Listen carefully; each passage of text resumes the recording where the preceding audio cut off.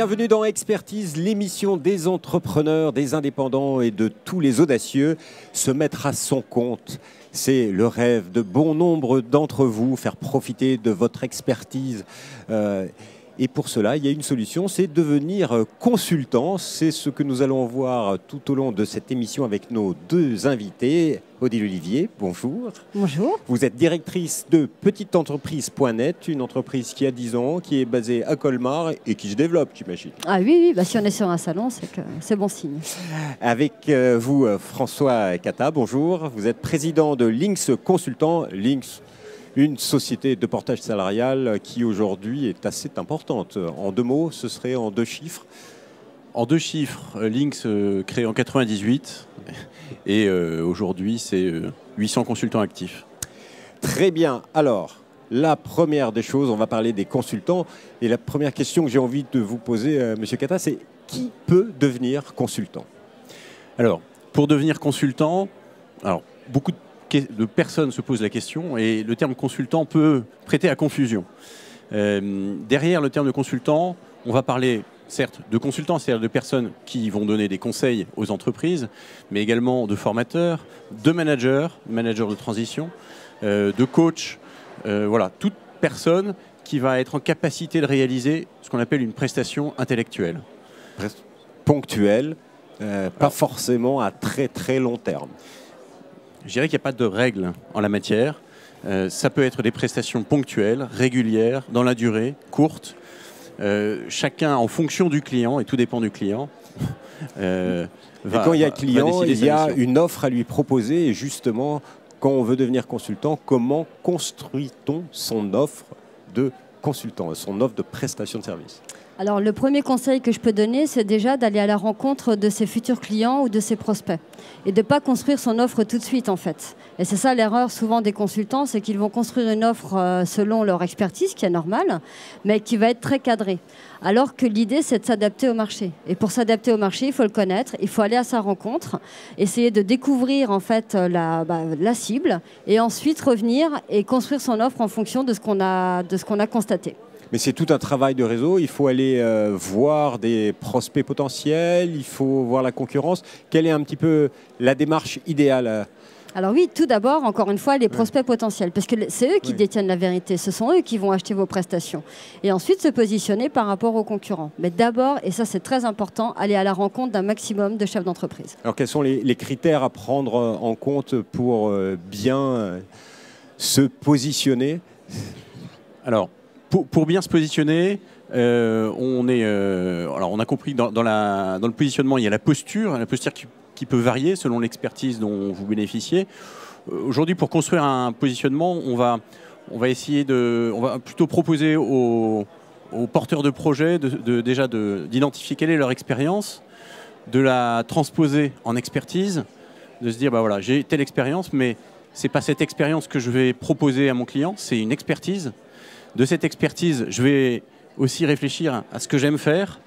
Et à partir de là, si j'identifie une expertise, si je me dis oui, ça j'aime le faire, ben je vais aller regarder si sur mon marché, s'il y a un marché pour cette expertise. S'il y a un besoin. Et puis, il faut aussi étudier la concurrence. Comment on étudie l'offre des autres consultants pour voir si on a l'espoir d'avoir des clients? Alors déjà, on peut poser la question à ses propres prospects, puisque eux sont démarchés par des consultants. On peut également s'intéresser à eux à travers les réseaux, puisque beaucoup de consultants sont dans des réseaux, font du réseautage du type BNI ou autre réseau existant. Et encore une fois, partir à la découverte, être curieux, ne pas hésiter à poser des questions, et ensuite bien définir la grille justement des consultants. Donc voilà, on voit comment il faut faire, mais après, une fois qu'on a étudié la concurrence, le besoin des entreprises, il y a le prix. Comment on construit son offre de prix? Alors, le prix est une question, je dirais, infinie. J'identifie aujourd'hui 3 composants théoriques du prix. Le composant, c'est déjà, j'ai été salarié, donc j'ai une référence de rémunération en tête, et un tiers de mon prix est composé de cette rémunération. J'ai également un tiers du prix qui correspond à l'investissement que je dois réaliser pour faire mes prestations. Et enfin, un tiers du prix qui vient payer ma démarche commerciale. Et donc, si j'étais payé je suis RH et je deviens consultant RH, si j'étais payé 300 € au jour, eh bien, en théorie, je devrais facturer 900 € au jour pour payer l'intégralité de la démarche. Ça, c'est dans la théorie. En pratique, évidemment, on va définir un prix cible, puis s'adapter, regarder ce qui se passe sur le marché. Évidemment, un consultant RH à 900 € au jour doit prétendre d'une vraie expertise, d'une vraie expérience, et on ne va pas prendre tout le monde à ce niveau de prix-là. Donc, la définition du prix, c'est une démarche théorique, d'un côté, pour construire son prix, se dire quel est mon niveau de rémunération cible, et partir de là. Et par ailleurs, aller regarder sur le marché et se dire si mes concurrents sont 200 ou 300 € moins chers par jour. Mais ce n'est pas des chiffres qui sont affichés. Comment les obtenir? Est-ce qu'il y a des petits trucs, des petites ruses Alors en effet, il n'y a pas du tout de prix affiché, c'est la complexité de ce métier-là. Et moi, alors je vais nuancer un petit peu ce que vous disiez, parce qu'on a une autre approche. En tout cas, sur la petite entreprise, pour nous, le vrai prix est celui que votre client est prêt à payer. Donc, je reviens toujours sur cette notion de client, mais c'est très important. Donc, notamment, ne pas forcément faire que du prix à l'heure ni à la journée et forfaitiser son offre en fonction de l'objectif ou du résultat que le client attend. Et c'est là que c'est très compliqué, vous avez raison, il n'y a pas de prix affiché. Donc là, en dehors de sonder encore une fois son marché, mais comme vous le disiez tout à l'heure, on est sur l'audace aujourd'hui, c'est une des thématiques. Il faut oser proposer un prix si on est sûr de soi et si on est sûr que le client en face, c'est le prix qui correspond à ce dont il est prêt à investir pour le résultat. Et ça va marcher si on a réussi à se démarquer. Comment se démarquer? Alors, on peut, pour se démarquer, on peut innover, on peut présenter une offre. Voilà, Odile parlait tout à l'heure de forfaitiser son prix. Donc, on peut présenter des prestations sous différentes modalités. On peut accompagner une entreprise de différentes manières. L'essentiel, c'est l'écoute du client. C'est effectivement, bien sûr, définir son prix en fonction de ce que le client est prêt à payer. Mais il faut aussi savoir refuser certaines missions. Ça, on ne doit pas descendre trop bas si le client n'est pas prêt à payer suffisamment. Donc, c'est à prendre en compte. Mais pour se démarquer, ben voilà, on va écouter le client au maximum, comprendre quelle est sa capacité. Même si on rêve d'avoir une mission à temps plein pendant 1 an, ben, si on entend que le client ne peut payer que l'équivalent de 5 jours par mois, ben, peut-être qu'il vaut mieux valoriser 5 jours par mois et l'accompagner dans un cadre qui correspond à son besoin le mieux possible pour répondre à son besoin. Le fait de se démarquer, c'est principalement bien écouter le client. Madame Olivier, est-ce qu'il y a des pièges à éviter ? Ah oui, alors il y a plein de pièges à éviter. C'est de rester sur ses a priori, ce qu'on a connu auparavant. Nous, on est positionné sur la petite entreprise, donc c'est vrai qu'on a des consultants qui étaient souvent dans des grosses structures, donc ils ont naturellement des réflexes à ce niveau-là. Donc ça va être oublier tout ce que vous avez connu, vous redémarrez de zéro, en fait, une nouvelle vie, une nouvelle entreprise. Donc il faut s'adapter. Éviter de proposer systématiquement un prix à l'heure. Éviter de faire des découvertes au téléphone, de prodiguer les premiers conseils au téléphone et se faire payer et surtout se faire respecter. Là, vous avez raison. Il y a parfois des missions qu'il faut refuser, mais quand on l'accepte, là, alors, il faut être très réactif et très, très disponible dans ce type de profession. Merci beaucoup. Alors, une toute dernière question, c'est, voilà, je suis seul, je veux devenir consultant, je vous ai bien entendu, mais qui peut m'accompagner pour enfin passer le cap et devenir consultant? Il y a des solutions d'accompagnement? Alors, il y a plusieurs solutions d'accompagnement. Évidemment, vous allez trouver des réseaux de consultants qui vont être plus ou moins structurés. Dans ces réseaux, il va y avoir du simple échange de cartes, il va y avoir de l'accompagnement, de l'échange de pratiques. Vous allez retrouver des clubs business. Donc ça, c'est des choses qu'on peut retrouver dans différentes entreprises, que ce soit des entreprises de portage salarial par exemple. Il y a les réseaux d'accompagnement de créateurs d'entreprises. Mapetiteentreprise.net, je crois, en fait partie.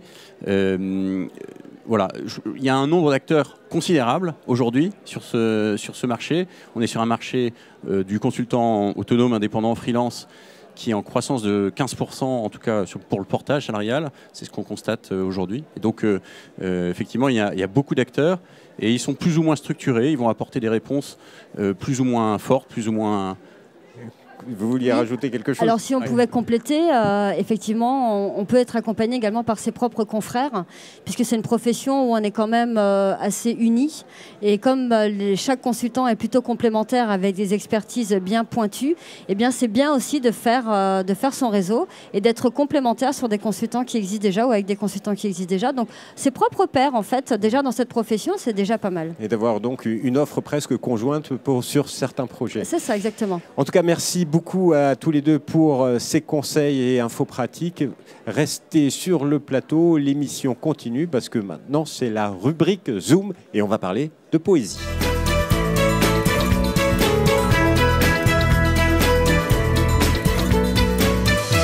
Passons à Avanzi, bonjour. Alors, bonjour. Vous êtes blogueur avec votre blog sur l'Odyssée humaine et alors le sous-titre du blog, il faut que je le lise, « Repoétiser la société, humaniser l'entreprise, réenchanter le monde et dessiner l'avenir ». Tout un programme. Vous êtes ici pour nous donner un conseil aux entrepreneurs. Quel est donc votre conseil? Faire de la poésie? Mon conseil, c'est d'avoir un équilibre entre comment faire fructifier ses affaires et cultiver son bien-être. Et la poésie d'entreprise permet en fait de se projeter dans l'avenir, de se connecter non pas à sa zone de confort, mais sa zone de talent. Donc vraiment être soi purement dans sa zone de talent, connecter ses dons pour trouver sa voie et être pleinement dans son potentiel. Et également en fait, se projeter dans l'avenir pour essayer de dessiner de nouvelles visions d'avenir et un horizon pour son entreprise. Donc vous considérez que le bien-être dans l'entreprise et l'efficacité et la productivité de l'entreprise passent par la littérature et la poésie? Je pense que ça passe par l'alignement entre ce qu'on fait et ce qu'on est. Et la poésie a cette vertu-là de nous connecter vraiment à qui nous sommes pour nous projeter dans l'avenir. C'est un peu un élan d'optimisme vers l'avenir. Et comme les aventures entrepreneuriales sont souvent un chemin très sinueux, c'est bien en fait de dessiner un cap positif pour l'avenir. C'est quelque chose qui marche, vous l'avez, j'imagine, déjà appliqué dans des entreprises. Qu'est-ce qui se passe et quel est le retour que vous avez des chefs d'entreprise et des salariés? Ça prend la forme de conférences poétiques qui sont à la fois inspirationnelles et expérientielles, où les dirigeants d'entreprise écrivent eux-mêmes un poème sur leur vision d'avenir, sur les valeurs de l'entreprise, sur le sens de leur mission, et ensuite le récitent à haute voix devant toutes leurs équipes. Et c'est un moment qui est juste sublime, très humain, d'éveil de richesses humaines, de connexion à son équipe, et qui en fait permet en fait de passer du jeu épanoui au nous, qui est l'aventure collective de l'entreprise. Donc oui, c'est quelque chose de très, très puissant. Et donc vous avez aussi d'autres valeurs. Vous parlez de bonheur intérieur brut. D'ailleurs, dans ce livre que vous avez édité, en 2 mots, il y a 10 indicateurs du bonheur intérieur brut dans une entreprise. C'est quelque chose qu'il faut suivre? Alors, de la même façon qu'une entreprise a un business plan, là, c'est un bien-être plan pour ne pas assurer la pérennité de l'entreprise, mais la viabilité du bien-être de l'entrepreneur, avec non pas des indicateurs de performance, mais des indicateurs de bienveillance. Donc ça va aller de son intégrité, l'alignement avec ses valeurs, de son potentiel, de son style de leadership, de sa work-life balance, de son entourage, d'une sensation de gratitude par rapport à l'environnement, de 10 indicateurs en fait, sous la forme d'un manuel pratique pour suivre au quotidien en fait, où on en est dans sa trajectoire qu'on a dessinée pour son avenir. Monsieur Avanzi, merci beaucoup pour ce conseil et pour cette once de poésie dans l'entreprise. Ça marche, c'est que du bonheur, comme l'émission Expertise qui vous permet d'entreprendre au mieux. Vous pouvez retrouver toutes les émissions sur le site internet du Salon, sur la chaîne YouTube Salon SME TV et bien sûr sur demain.fr. À bientôt pour de nouvelles expertises.